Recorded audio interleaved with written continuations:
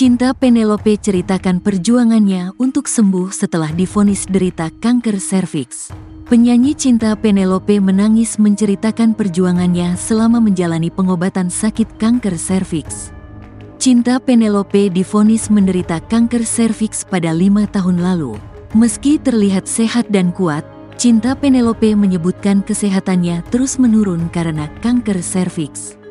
"Aku masih bersyukur masih seperti ini, hidup, dan harus terlihat sehat biar mamaku tidak kepikiran," kata Cinta Penelope sambil menangis di Polda Metro Jaya, Semanggi, Jakarta Selatan, Jumat, tanggal 17 Mei tahun 2024.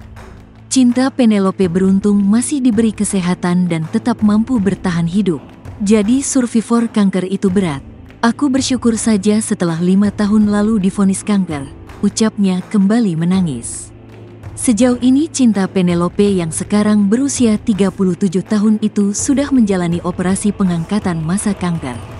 Namun, masih ada massa kanker yang mengendap di salah satu bagian tubuhnya. "Aku masih rutin cek kesehatan," kata Cinta Penelope. Ia tetap rutin berobat dan menjalani tindakan kolonoskopi di Singapura. "Mudah-mudahan aku bisa melewatinya," ujar Cinta Penelope.